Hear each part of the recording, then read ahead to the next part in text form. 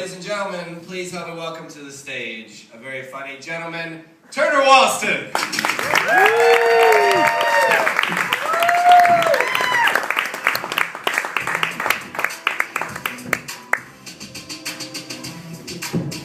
It's really a sad story why my brother and I had to turn to comedy, but damn you Wright brothers! I was watching ESPN last night, and I don't know if you know, but the boxer Floyd Mayweather Jr. Was sentenced to 90 days in prison for striking his ex-girlfriend. And because we're not just delivered the news anymore, we had to be told how to interpret it, what to feel. This is what happened on ESPN after they announced this sentence. All right, guys, how is this going to affect his hitting people in the head for money card? Got good news. He's still got it, folks. But the good news is, it's not all about the money for him, because Floyd is doing it for fun now.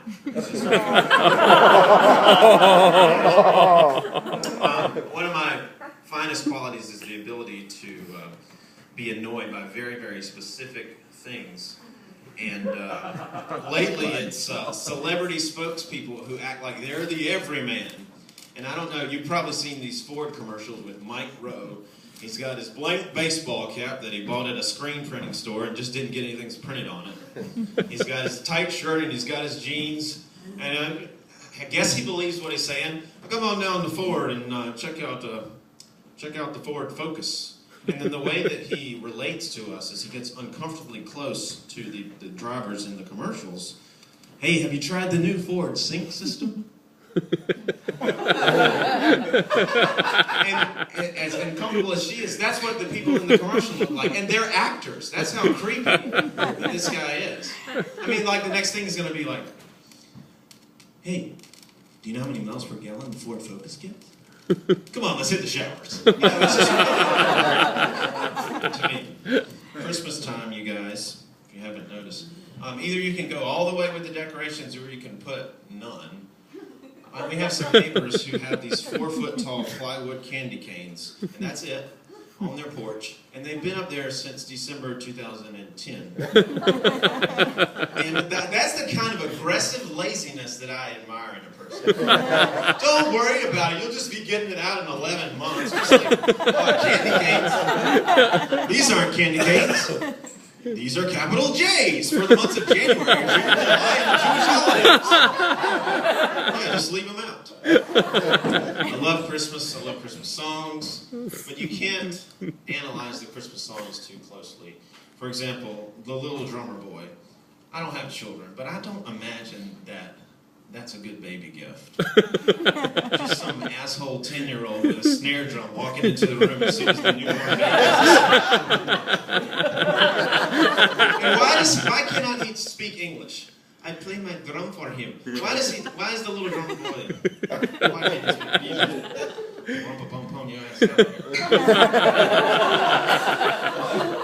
I love the little drummer boy, but that's not a good gift. The only gift worse than that is myrrh.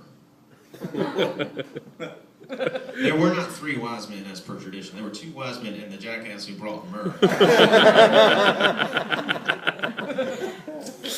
But I like Christmas. I hate New Year's. I can't stand New Year's because it just reminds you of the stuff that you didn't get done in the previous year. And it's like a countdown to when you're officially not a good person anymore.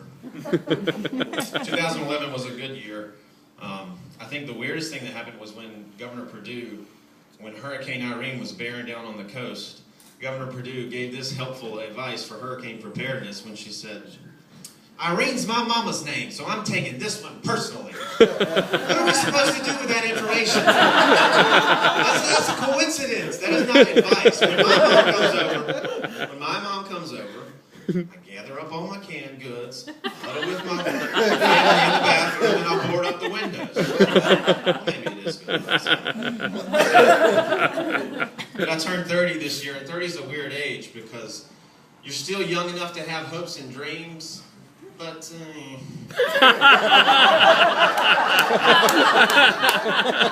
and I developed a formula for how I evaluate people who are more successful than me. If they're younger than me, I'll resent them. If they're older than me, I'll think, well, I can do that. And a couple weeks ago, I saw a guy reach the top of his field. He was on top. All his peers were patting him on the back. The public was applauding him. I mean, he was #1. And I thought, well, I wonder how old he is, naturally. So I went on Wikipedia. He's 33. He started out in the industry when he was 18. He started training, learning his trade, learning his craft. He was at the lower levels. He worked his way up by 28 to the top company in the industry. And then 5 years later, he was the #1 guy. And I read all this, and I thought, okay, he started with 18, he's 33, now it's 15 years, I'm 30. I'll never be the WWE champion.